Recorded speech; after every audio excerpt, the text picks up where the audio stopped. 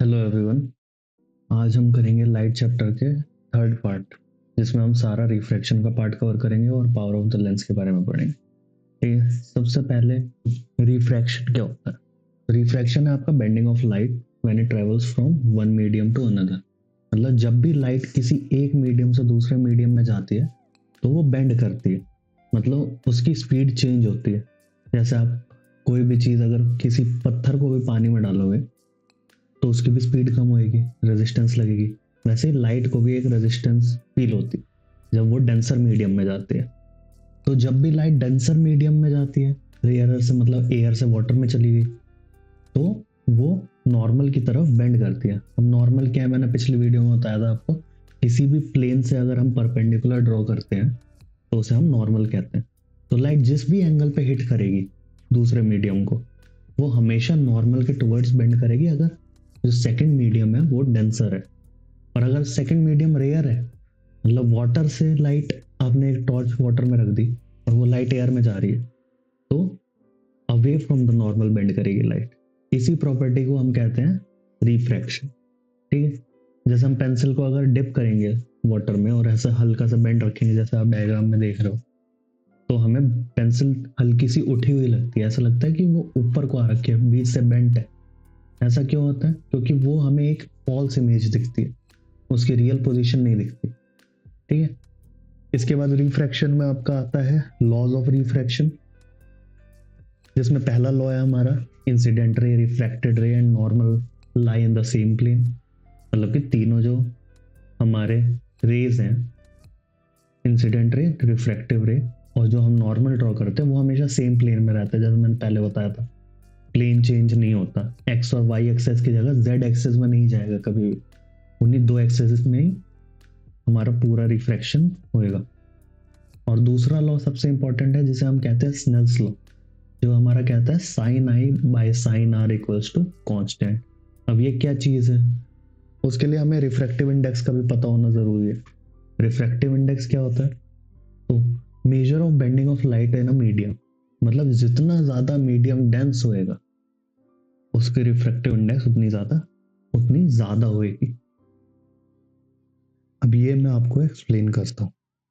Refractive index, इसको हम N से भी डिनोट करते हैं, आगे चल के आप इसे म्यू से डिनोट करोगे। ठीक है, ये सिंपल रेशियो होता है speed of light in medium one to the speed of light in medium two. मान लो हमारे पास दो मीडियम गिवन है, वन और टू। ठीक है, यहाँ से मैंने एक नॉर्मल ड्रॉ कर दिया, ठीक है, 90 डिग्री पे। मान लो यहाँ से एक इंसिडेंट रे आई, एंगल आई से। ठीक है, तो अगर ये वाला मीडियम मीडियम वन डेंस होगा और मीडियम टू रेयर होगा, तो light away from the normal bend करेगी। ठीक है, एंगल आर ज्यादा होएगा एंगल आई से, होएगा कि नहीं होएगा? स्पीड ऑफ लाइट डेंस में कम होएगी और स्पीड ऑफ लाइट रेयर में ज्यादा होएगी। ठीक बात है, तो मतलब डिनोमिनेटर बड़ा हो जाएगा और न्यूमरेटर छोटा हो जाएगा, तो वैल्यू वन से कम चली जाएगी, जो भी वैल्यू आएगी हमारी। ठीक, लेकिन अगर इसका उल्टा होगा, मान लो हमारे पास एक मीडियम वन और मीडियम टू है, हमने एक नॉर्मल ड्रॉ कर दिया, एंगल ऑफ इंसिडेंस आई, वो इंसिडेंट रे आई, इसकी एंगल ऑफ इंसिडेंस है कुछ, मान लो ये रेयर है, मान लो ये एयर प्रेजेंट है हमारी। वैक्यूम की सबसे कम होती है रिफ्रैक्टिव इंडेक्स, एयर की मान लो 1.0003 होती है, और ये मान लो हमारे पास मीडियम टू ग्लास है, इसकी होती है 1.5 एप्रो क्वार्ट्स। तो इसमें क्या करेगा, टुवर्ड्स द नॉर्मल बेंड करेगा, एंगल आर कम होएगा एंगल आई से। मतलब स्पीड ऑफ लाइट किस में ज्यादा होएगी, एयर में ज्यादा होएगी, ग्लास में कम होएगी। न्यूमरेटर छोटा हो जाएगा, डिनोमिनेटर बड़ा हो जाएगा, एक्स की वैल्यू या एन की वैल्यू ग्रेटर देन वन आएगी। ठीक है, इसको तो हम कहते हैं रिलेटिव रिफ्रैक्टिव इंडेक्स। ठीक है, जब हम दो डिफरेंट मीडियम के रिलेशन में रिफ्रैक्टिव इंडेक्स कैलकुलेट करते हैं कि लाइट बेंड हो रही है या फिर वो हो रही है, डाइवर्ज हो रही है, दूर जा रही है नॉर्मल से। लेकिन अगर हमें किसी सिंगल मीडियम का कैलकुलेट करना है रिफ्रैक्टिव इंडेक्स, मान लो मुझे एयर का निकालना है, ठीक है, तो उसके लिए हम निकालते हैं, उसके लिए हम यूज करते हैं एब्सोल्यूट रिफ्रैक्टिव इंडेक्स। उसमें क्या होता है, जो मीडियम वन है उसे हम ले लेते हैं वैक्यूम। वैक्यूम में स्पीड ऑफ लाइट होती है 3 × 10⁸ मीटर पर सेकेंड। और जो भी दूसरा मीडियम हमें लेना है जिसका हमें कैलकुलेट करना है, उसकी स्पीड ऑफ लाइट को हम डिनोमिनेटर में रख देते हैं। फिर जो भी वैल्यू हमारे पास आती है, इससे जो भी ये चीज होगी, स्पीड ऑफ लाइट इससे ज्यादा तो हो नहीं सकती, इससे कम ही होगी, तो हमारा हमेशा 1 से ग्रेटर वैल्यू मिलेगी। इसलिए एयर की सबसे क्लोज होती है 1.0003, मतलब ये स्पीड बहुत क्लोज है सी से। इसी हिसाब से हम हर उसका रिफ्रैक्टिव इंडेक्स कैलकुलेट कर लेते हैं। ये क्या है, ये है रिलेटिव दो मीडियम का। ये भी एक तरीके से रिलेटिव है अगर हम देखा जाए वैक्यूम के कंपैरिजन में ले रहे हैं, लेकिन इसको हम बोलते हैं क्या है, एब्सोल्यूट रिफ्रैक्टिव इंडेक्स। इससे हम किसी भी सिंगल मीडियम का रिफ्रैक्टिव इंडेक्स कैलकुलेट कर सकते हैं, क्योंकि ये वैल्यू तो फिक्स्ड है। ठीक है, अब मैं इसकी सारी चीज़ें आपकी रेक्टेंगुलर ग्लास लैब में एक्सप्लेन करूँगा थोड़ी और। उससे पहले आपको स्नेल्स लॉ भी एक्सप्लेन कर देता हूँ। मान लो मेरे पास एक डायग्राम, ये मीडियम 1 है, ये मीडियम 2 है, ये मैंने नॉर्मल ड्रॉ कर दिया, यहाँ से लाइट रे आई, मान लो ये एंगल आई है, ये एंगल आर है। अब आप मुझे खुद बताओ कौन सा डेंस होगा, ये वाला डेंस होगा, ऑब्वियस सी बात है, नॉर्मल की तरफ बेंड कर रही है। मान लो इसका रिफ्रैक्टिव इंडेक्स है n1, इस मीडियम का रिफ्रैक्टिव इंडेक्स है n2। ठीक है, तो एक फॉर्मूला है हमारे पास, n1 sin theta 1 is equals to n2 sin theta. ठीक, अब sin थीटा 2 नीचे ले आओ, sin theta 1 by sin theta 2 equals to n2 by n1। यहीं पे थीटा 1 कितना एंगल आई है, sine angle i by sine angle r equals to n2 by n1। ठीक है, इसी को हम कहते हैं, ये वैल्यूज कांस्टेंट है, सेम रहेंगे हमेशा। यही हमारा हो जाता है स्नेल्स लॉ।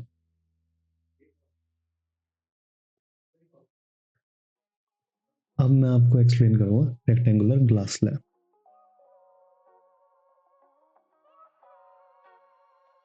अब मैं आपको समझाऊंगा रेक्टेंगुलर ग्लास लैब के थ्रू रिफ्रैक्टिव इंडेक्स क्या होता है। हमें ये चीज़ पता चल गई कि measure of bending of light को हम रिफ्रैक्टिव इंडेक्स कहते हैं, पर स्नेल्स लॉ क्या है, ये सारी चीज़ें अभी आपको एक्सप्लेन करूँगा। ठीक है, मान लो हमारे एयर है इस चारों तरफ, ये ग्लास लैब है जिसके रिफ्रैक्टिव इंडेक्स लगभग 1.5 होता है। जितनी ज़्यादा ये वैल्यू होएगी उतनी ज़्यादा बेंडिंग होएगी टुवर्ड्स द नॉर्मल, और जितनी कम ये वैल्यू होएगी उतनी 1 से उतनी ज़्यादा away from the normal bending होएगी। ठीक है, तो एयर हमारी रेयर होती है ग्लास के कंपैरिजन में, इसका 1 होता है लगभग n से डिनोट करते हैं हम, आगे चलोगे तो म्यू से करेंगे। ठीक, तो ये जो एंगल है, मान लो ये हमारी क्या है, इंसिडेंट रे। इंसिडेंट रे ये हमारा एंगल ऑफ इंसिडेंस है। इस एंगल को हम कहेंगे एंगल ऑफ रिफ्रैक्शन। नॉर्मल ये हमारा 90 डिग्री पे प्लेन से, जैसे ये एयर है, एक मीडियम है, ये एक प्लेन हो जाएगा उसके कंपैरिजन में। यहाँ पे तो हमारा first law of refraction proof हो गया। देखो, नॉर्मल, इंसिडेंट रे, रिफ्रैक्टेड रे। क्या है, रिफ्रैक्टेड रे, तीनों एक ही प्लेन में। ऐसा नहीं है कि पेपर से बाहर आ रही है अंदर जा रही, तो all lie in the same plane. ठीक है, उसके बाद रिफ्रैक्टेड रे, ये एंगल को हम कह देते हैं angle R2। Second refractive angle या फिर इंसिडेंट एंगल बोल लो। अगर यहाँ से हम इसे काट के देखें नीचे तो ये एक और इंसिडेंट एंगल हो जाएगा। अब ये डेंसर से रेयरर में जा रहा है तो away from the normal bend हो रहा है। इस एंगल को हम बोल देते हैं एंगल ई। ठीक है, एंगल ई क्या होता है? Angle of emergence. इमर्जेंस का मतलब निकलना, ठीक है, इमर्ज होना कहीं। और ये वाली को हम कहते हैं इमर्जेंट रे।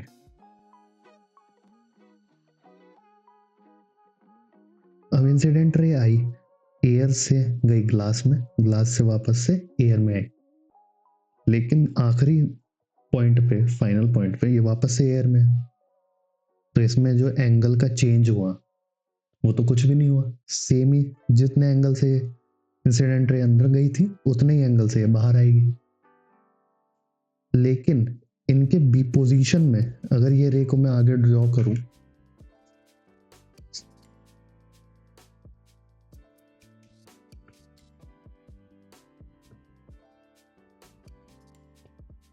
इसकी पोजीशन में और इस रे की पोजीशन में ये जो डिफरेंस आया है ग्लास स्लैब में, रेक्टेंगुलर ग्लास स्लैब में, इसे हम कहते हैं लेटरल डिस्प्लेसमेंट।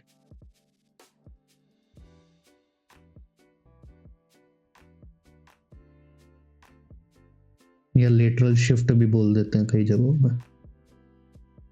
ठीक, तो ये जो शिफ्ट आई है एक्स नोट कर देते हैं इसे। यही हमें एक फिनोमेना इसमें वो होता है, ऑब्जर्व किया जाता है। ठीक है, रेक्टेंगुलर ग्लास स्लैब का आपको इतना पता होना जरूरी है कि क्या हो रहा है। ठीक है, ये सारी लेबलिंग्स आनी चाहिए करनी। अब चलेंगे हम नेक्स्ट टॉपिक पे। अब हम करेंगे अपना नेक्स्ट टॉपिक जो है लेंसेज। लेंसेज में हमें दो टाइप के लेंस दिखते हैं जो हमें पढ़ने हैं, कॉन्वेक्स लेंस और कॉनकेव लेंस। कॉन्वेक्स लेंस होता है हमारा कन्वर्जिंग लेंस, जैसा हमारा कौन सा मिरर था, कॉनकेव मिरर जैसे बिहेव करता था, सेम तरीके से कॉन्वेक्स लेंस बिहेव करता है, बस यहाँ पे रिफ्रैक्शन ऑब्जर्व करते हैं। ठीक है, अभी तक पहले क्या पढ़ रहे थे हम मिरर में? रिफ्लेक्शन।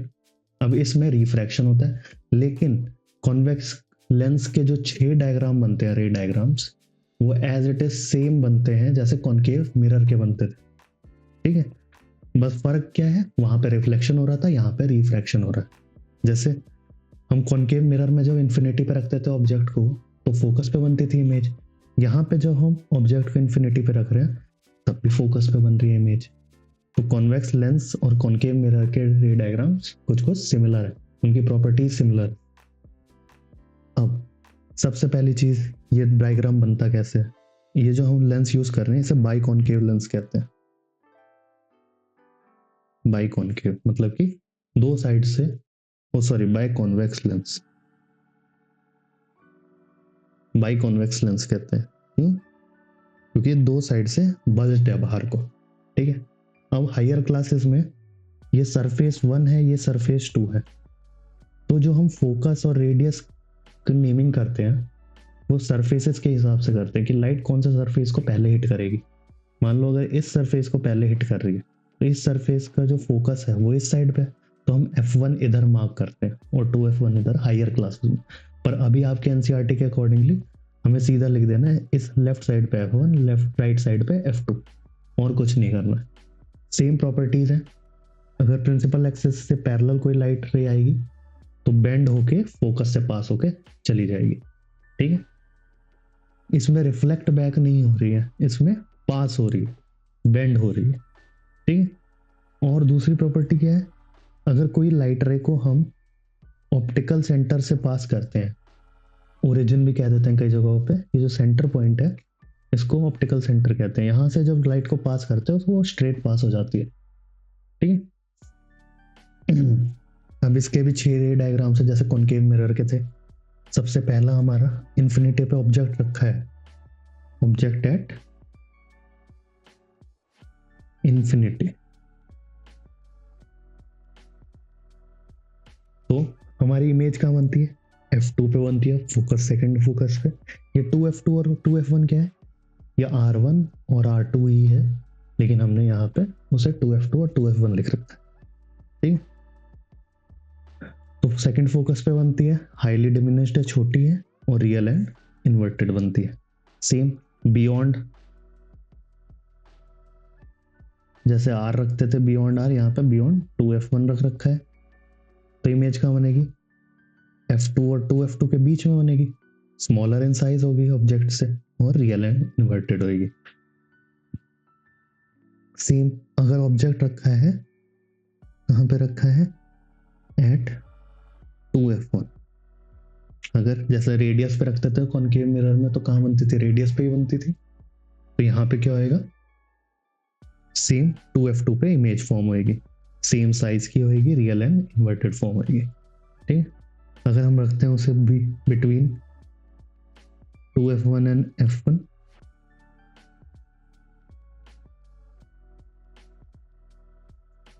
तो इमेज बियॉन्ड 2f2 फॉर्म होएगी, लार्जर इन साइज होएगी, रियल एंड इन्वर्टेड होएगी, same as in concave mirror.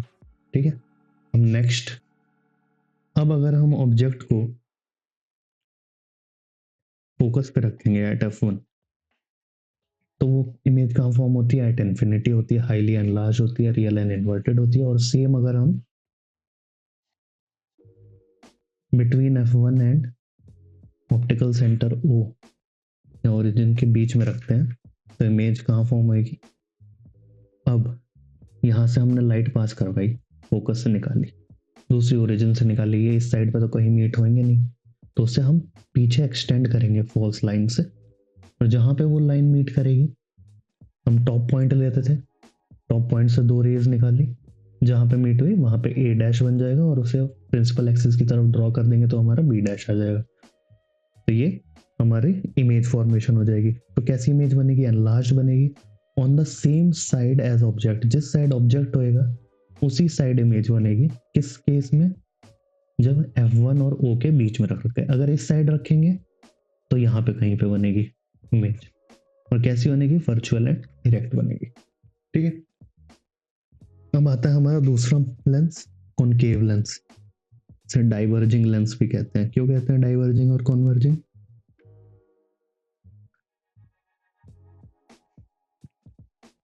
Diverging lens का मतलब लाइट क्या हो रही है, फैल रही है, कन्वर्जिंग का मतलब उसे कन्वर्ज किया जा रहा है, दबाया जा रहा है कहीं पर। जैसे हमारे पिछले डायग्राम्स में लाइट, जैसे ये लाइट आ रही है पैरेलल प्रिंसिपल एक्सिस, तो वो प्रिंसिपल एक्सिस की तरफ बेंड हो रही है, कन्वर्ज हो रही है, और यहाँ जब पैरेलल जा रही है वो डाइवर्ज हो रही है, दूर चली जा रही है। ठीक है, तो अगर मैं यहाँ पे ऑब्जेक्ट एट इन्फिनिटी रखूंगा,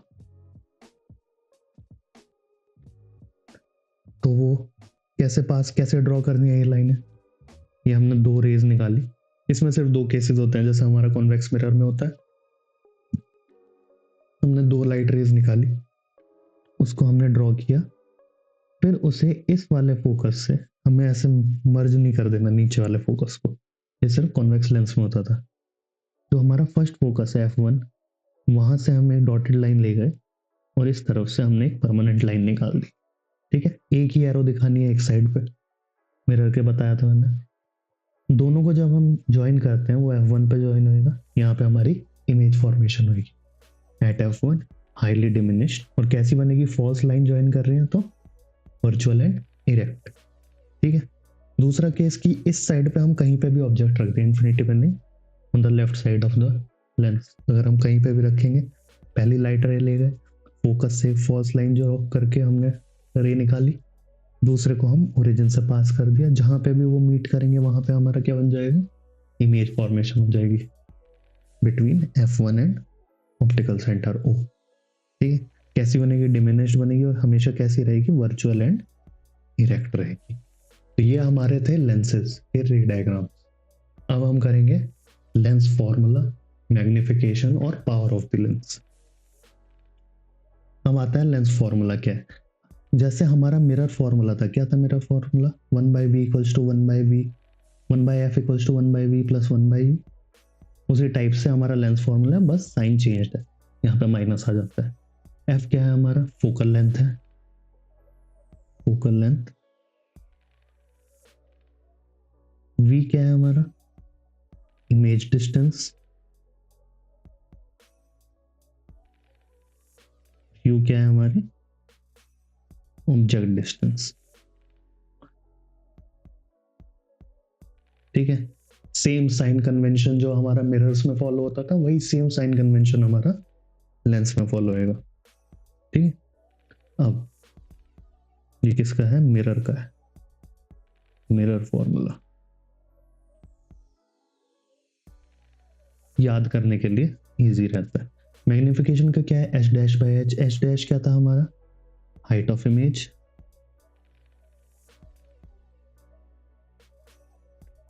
एच क्या है हमारा, हाइट ऑफ ऑब्जेक्ट, वी क्या है हमारा, बताया था अभी, इमेज डिस्टेंस, और u क्या है, ऑब्जेक्ट डिस्टेंस। तो m equals to h dash by h और equals to v by u. Mirror में क्या होता था हमारा magnification, h dash by h तो होता ही था, साथ में माइनस v बाई यू होता था। साइन कन्वेंशन हमेशा यूज करना है क्वेश्चन सॉल्व करते हुए, वो हम नेक्स्ट पार्ट में करेंगे कैसे करना है। अब उसके बाद आता है हमारा power of the lens. Power of a lens क्या है, अबिलिटी टू कन्वर्ज और डाइवर्ज लाइट। मतलब कि जो भी लेंस है वो कितनी पावर से किसी भी लाइट को कन्वर्ज कर सकता है या डाइवर्ज कर सकता है, वो किस फैक्टर पे डिपेंड करता है। पावर ऑफ द लेंस सिर्फ एक फैक्टर पे डिपेंड करता है, वो है फोकल लेंथ लेंस की। ठीक है, इसीलिए उसका फॉर्मूला है 1/f। अगर हम फोकल लेंथ को मीटर्स में ले रहे हैं तो 1/f, और अगर सेंटीमीटर्स में ले रहे हैं तो 100/f करके सॉल्व करना पड़ेगा। जो भी आंसर आएगा उसे डायप्टर में लिखते हैं, ऐसा ही यूनिट होती है पावर की। ठीक है, मान लो फॉर एग्जांपल अगर मेरे पास कोई कॉनकेव लेंस है जिसकी फोकल लेंथ है 50 सेंटीमीटर। ठीक है, अब कॉनकेव लेंस के लिए हमें फोकल लेंथ हमेशा नेगेटिव यूज करनी है। ठीक है, और कॉन्वेक्स लेंस के लिए हमेशा फोकल लेंथ हमें क्या लेनी है, पॉजिटिव लेनी है। ठीक है, तो अगर मैं इसे इसकी पावर निकालूंगा, हम सेंटीमीटर में गिवन है तो 100/f करता हूँ सीधा, क्या आएगा 100/, अब फोकल लेंथ कॉन्केव लेंस की गिवन है तो -50 रखूंगा, -2 डायोप्टर्स, ये पावर आ जाएगी कॉन्केव लेंस की। अगर सेम ही ये फोकल लेंथ मुझे उसकी दी होती कॉन्वेक्स लेंस की तो पावर क्या आ जाती कॉन्वेक्स के लिए, +2 डायोप्टर्स। मतलब जितनी पावर से ये डाइवर्ज कर रहा है उतनी पावर से ये कन्वर्ज कर रहा है। तो आपको कोई भी लेंस दिया हो, अगर मान लो आपको गिवन है power of the lens is -4.5 dioptres, तो ये इसमें कौन सा लेंस यूज हो रहा है, तो आपको तुरंत बोल देना माइनस साइन है, मतलब कि कौन सा लेंस है, कॉनकेव लेंस है। ठीक है, अगर प्लस साइन है तो कॉन्वेक्स लेंस है। इसी के साथ आपके इस चैप्टर के सारे टॉपिक्स कवर हो चुके हैं। ठीक है, नेक्स्ट पार्ट में मैं आपको इसके सारे इंपॉर्टेंट क्वेश्चंस जो भी आपके आ सकते हैं सैंपल पेपर में जो भी गिवन है वो सारे कवर करूँगा। अभी के लिए बस, थैंक यू।